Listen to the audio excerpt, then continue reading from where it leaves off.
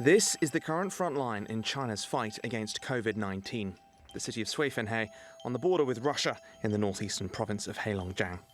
A wave of infections there has left people on edge, worried about what the disease is doing, not just to their health, but also their livelihoods. Business isn't so good.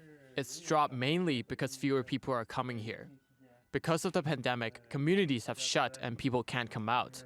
It's for everyone's good, but with fewer people out, fewer customers are coming in.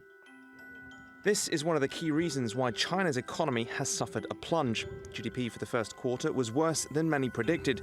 The economy contracted an astonishing 6.8%. But the government says a rebound is already underway. There was clearly an improvement in March compared with January and February. This is a basic judgment, and the progressive momentum in March should be able to continue, especially as we speed up the planning and promotion of the return-to-work policies. And as more vigorous policies continue to be introduced, I believe the second quarter will perform better. There were some positives. A smaller than expected fall in factory production shows supply in China is getting back on track. But an almost 16% drop in retail sales demonstrates how badly demand has been hit. And economists reckon that will be difficult to fix.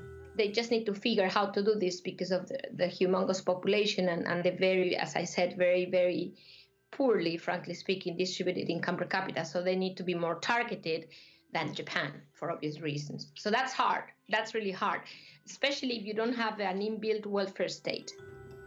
Government stimulus measures were already expected, but printing money alone might not be enough. Authorities have to persuade people to spend, and to do that, they need to leave their homes. Experts say it will take Chinese consumers some time to find their feet again. They reckon even in places like Hong Kong, which has largely kept COVID-19 under control, sentiment is likely to be impacted for months after the worst is over. But making people feel safer and better off will be hard when 30 million jobs are expected to be lost in China this year.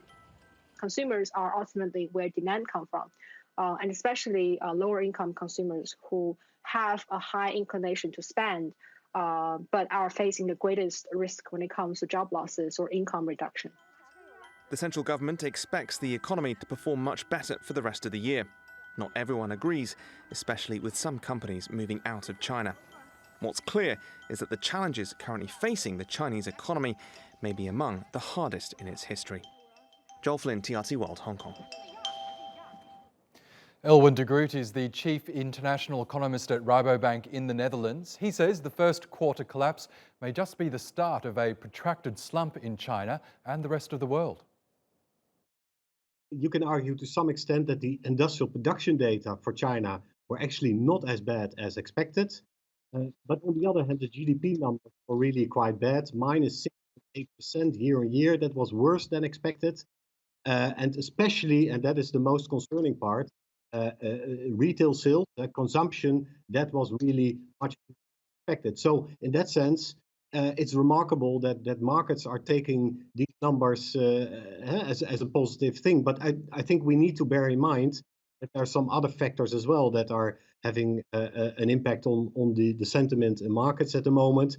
And that's especially the news flow that some countries are thinking about opening up their economy. We had the tweet by Trump opening up America again. I think that is really driving the market at the moment. We think that it is too optimistic a view. First of all, because, as I said, the data from China are also suggesting that consumer demand is still very weak there. And that data is also being supported. For example, if you look at traffic data, what you see is that whereas people are returning to factories during weekdays, consumption during weekends remains quite low. And we see that, for example, in very little traffic jams during the weekend. So I think it's too early to say that we are now heading for a more positive territory also for the economy. And that is aside of the question how governments will be able to control let's say, a lifting of these lockdowns.